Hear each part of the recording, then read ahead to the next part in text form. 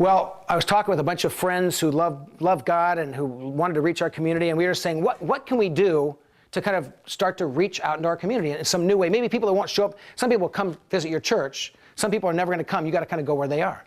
And so this one person says, we should go out on the streets and bring instruments and singers and just worship on the streets. And I thought, that's a bad idea. I just thought it seemed goofy, and it just seemed, I don't know, it just, for me, but you're talking with people about ideas, people are throwing ideas out there, and you don't want to ever say, oh, that's a bad idea, but I thought, so we started talking about it a little bit. And some people said, oh yeah, we could bring guitars, and one person, I play violin, and somebody said we could bring like some drums and some djembes, and we could just like set them out and let people who come along on the street just start playing instruments with us and stuff. And then somebody else says, well, we can make these little egg shakers, and we could put our church website and phone number, and we could give them out to people, they could shake them, take them with them. And also I'm thinking, what a bad idea, and it's getting all this momentum, So I'm thinking, oh boy, where's this going? So after a little while, it was kind of like, I don't always know what's best, and so we were like, let's try it. So we decided we'd go down to the downtown area, and we would have some people that would do singing and play instruments. Some people would walk around in pairs and just kind of pray around the community, pray that God would draw people to us. And a couple of people would just hang out and be available to talk with people if they wanted to talk about Jesus. And so I went fully expecting this just to flop. But I'm thinking, well, let's give it a try. But you ever let's give it a try, but in your mind you know it's not going to work. So I was so wrong.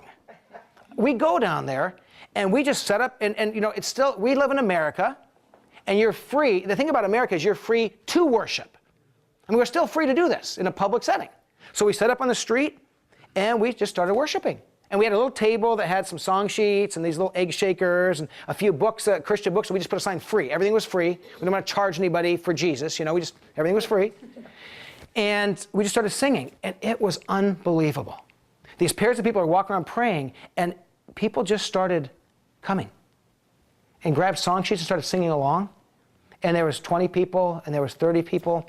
Even as I think about it, it was such a powerful moment. There's 40 people gathered around singing. And I was playing guitar, and this one couple, and so I'm playing guitar, trying to lead some singing. There's a couple other guitar players too, but this one couple right across from me, she was maybe like 19 or 20, and he looked like he was maybe early 20s. She wanted to be there. She wanted to sing. And where you could tell she had some kind of church background. She was kind of knew some of the words and grabbed a song sheet, and he didn't want to be there. So he's standing over his shoulder like, this is stupid, let's get out of here, let's go. And she's like, she keeps jabbing him, and she's singing and jabbing, and he keeps bugging her, So an hour later, there's 50, 60 people singing, worshiping. There's people now starting to wander up at people from the church that are talking with them and giving people a Bible and giving people a Christian book and just kind of hanging out talking with folks. And about 2 hours later, it's time to be done. It's actually Saturday night, so we have church the next morning. So I said, hey, listen, we're going to wrap it up here. Literally, the people, oh, no, don't leave. We stayed for another half an hour. They didn't want us. They said, promise us, if you go, promise us you'll come back again. And finally, we're about done. And this one guy says, he pulls up the sheet, he says, can we do that one, I can sing of your love forever, one more time? And it was the guy that was standing over the girl's shoulder saying, this is stupid, let's get out of here. And in that time, God had done something in his heart.